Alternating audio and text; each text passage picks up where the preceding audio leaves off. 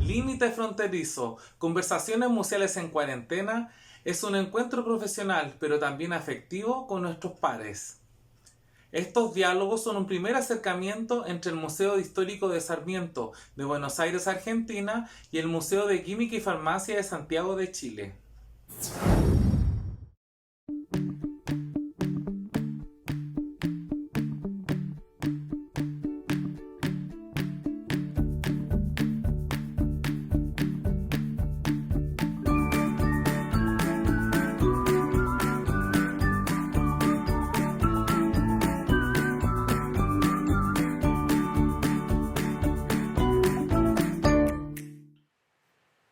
Hola, buenos días.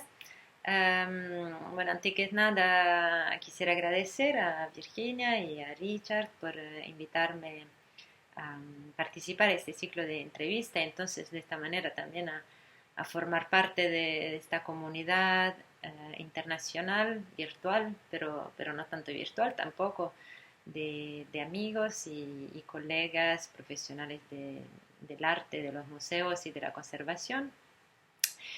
Por mi parte voy a traer mi contribución desde Francia, que es el país donde yo vivo, desde hace un poco más de 20 años. En realidad yo soy italiana, nací en Roma, estudié en Roma la historia del arte. Llegué aquí en Francia con una beca cuando era estudiante y bueno, y me quedé mucho más de lo que había imaginado al principio, así que toda mi carrera la hice aquí en París. He trabajado como investigadora, tanto en ámbito universitario como museal, y acompañando este trabajo de investigación con tareas mucho más concretas en el ámbito de la conservación, de la curaduría y de la organización de exposiciones. Y ahora, en este momento, hace algunos años que soy responsable de las exposiciones para un centro de arte, el Hôtel de Gaumont Centre d'Art, que se encuentra en el sur de la Francia, en Aix-en-Provence, donde organizamos dos grandes exposiciones cada año que tienen temas muy variados, desde el arte antiguo al arte moderno, con artistas franceses internacionales. ¿Cuáles consideras tú que serían los nuevos patrimonios? ¿Qué objetos desde la cotidianidad contemporánea se estarían constituyendo en los patrimonios del día de mañana y que correspondería que estuviesen en un museo? Bueno, me parece que lo del patrimonio es un tema particularmente actual y que esta pandemia nos ha obligado un poco a interrogarnos sobre lo que, dentro de todo lo que es superfluo, lo que realmente es fundamental para nosotros de cuidar y es de esto de que hablamos cuando hablamos de patrimonio, que no es simplemente o solamente el patrimonio museal, sino patrimonio de manera general como sistema de valores que conforme nuestra sociedad, nuestra identidad común.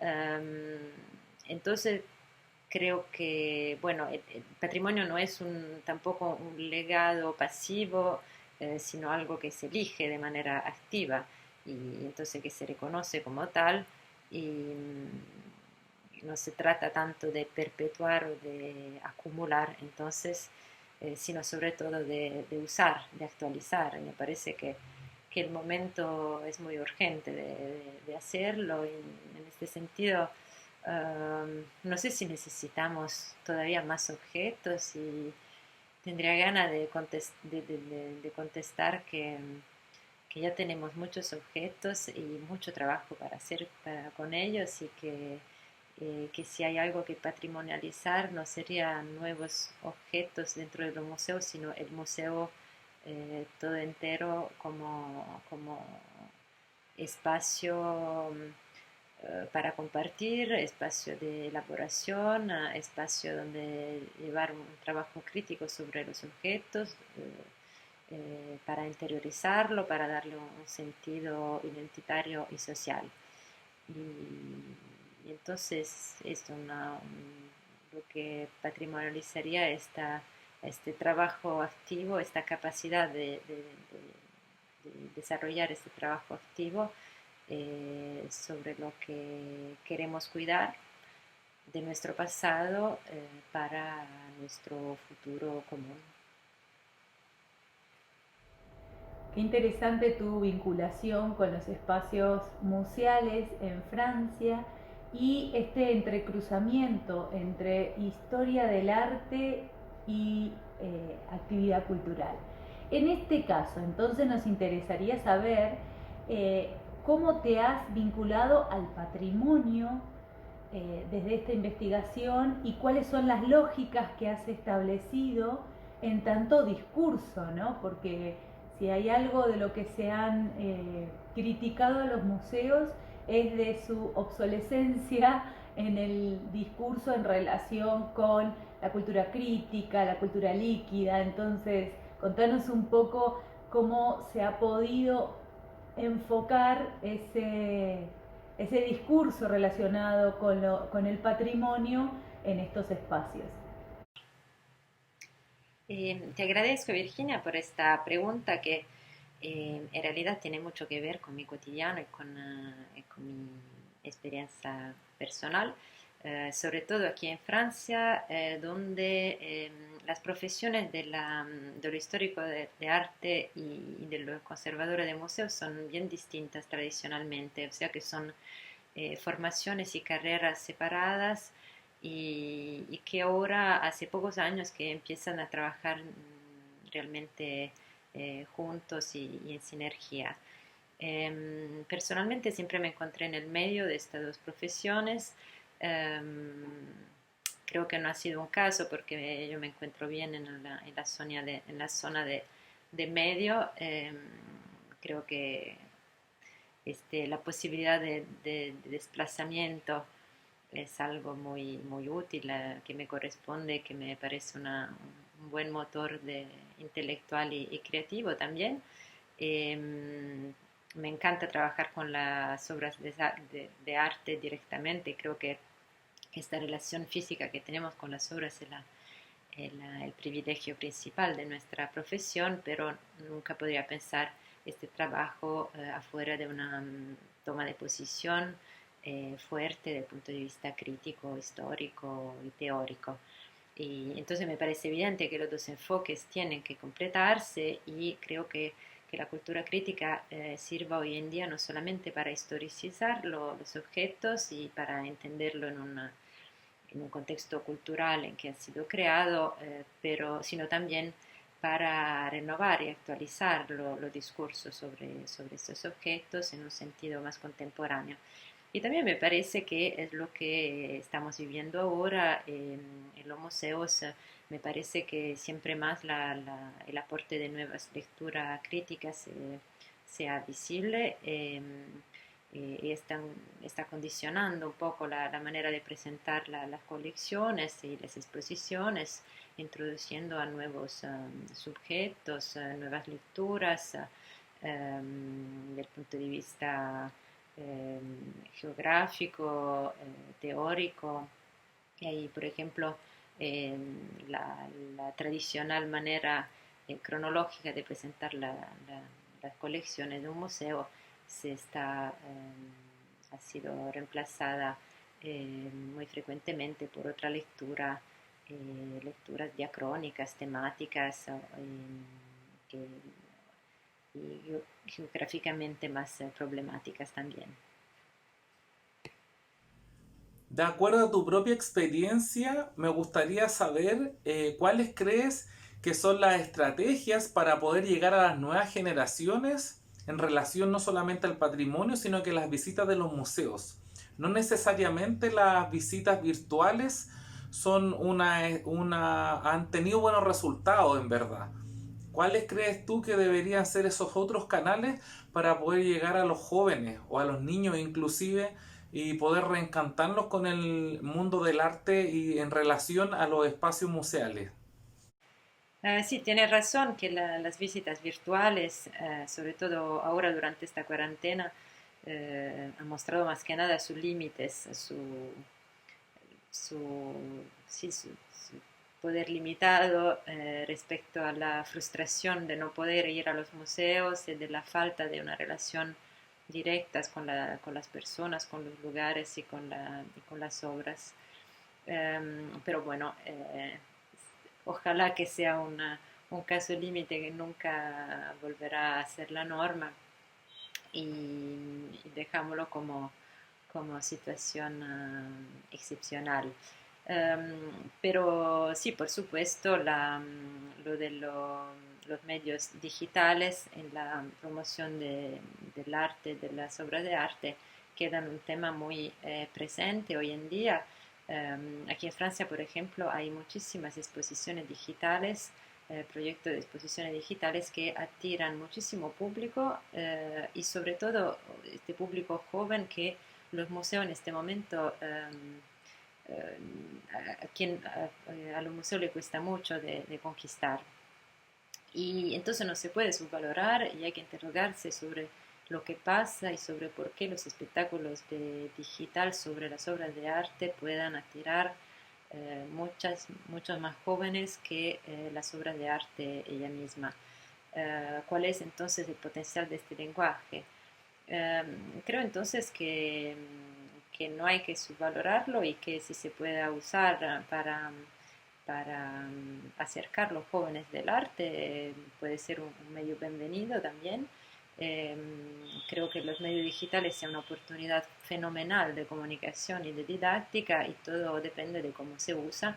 Hay que hacerlo, por supuesto, con mucha inteligencia, con mucha sutileza también.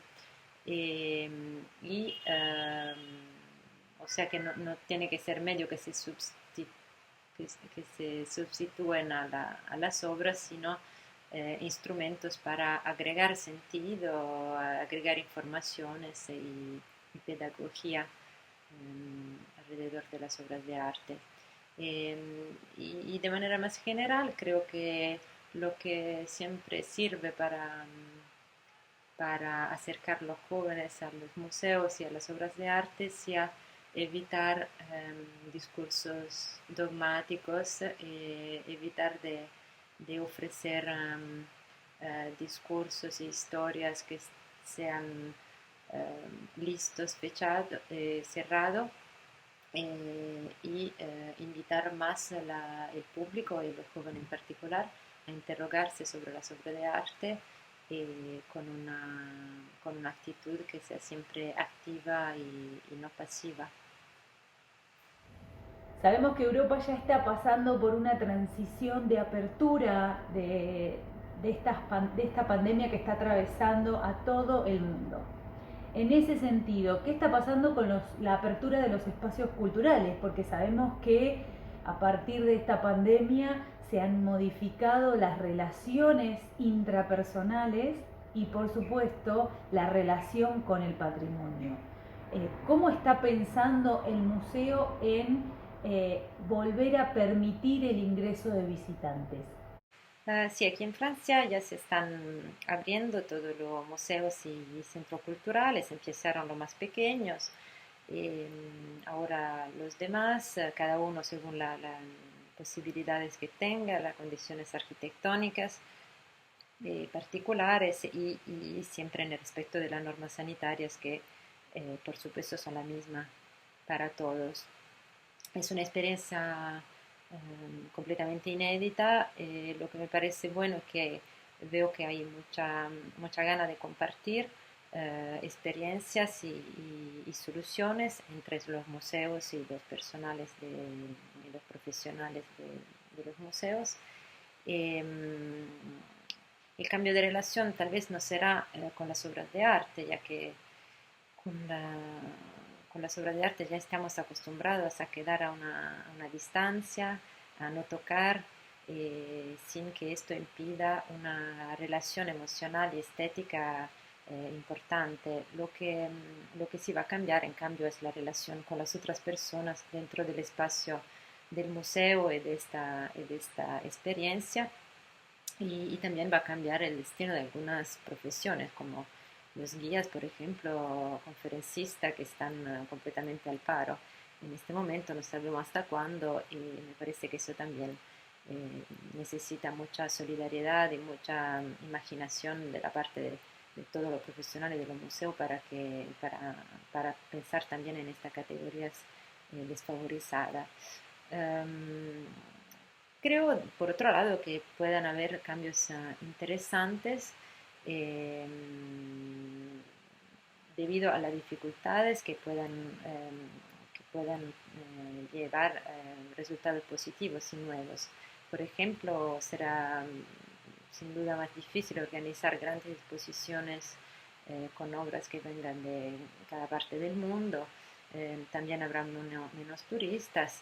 eh, y esto significa que los museos tal vez tendrán que concentrarse más en las colecciones permanentes, que han sido tal vez un poco olvidadas. Hay que ser más creativo en la manera de presentarla, de valorizarla y sobre todo de pensar a un público local, que es lo que va a ser mayoritario en este momento. Y creo que realmente muchos museos en Francia están ahora confrontados en esto, quizás que no sea la posibilidad de descubrir nuevas maneras de valorizar y disfrutar nuestro patrimonio a nivel directamente local. Tú has tenido la maravillosa experiencia de trabajar tanto en el sistema público como en el privado. Nos gustaría saber, desde esa propia vivencia, cuáles son las diferencias que consideras entre estos dos polos y de qué manera se puede proyectar el trabajo en relación a lo que estamos viviendo hoy en día. Gracias, Richard, por esta pregunta. Sí, creo yo también que ha sido una oportunidad importante para mí de trabajar tanto en el privado como en el público, porque se aprenden enfoques distintos sobre nuestra profesión.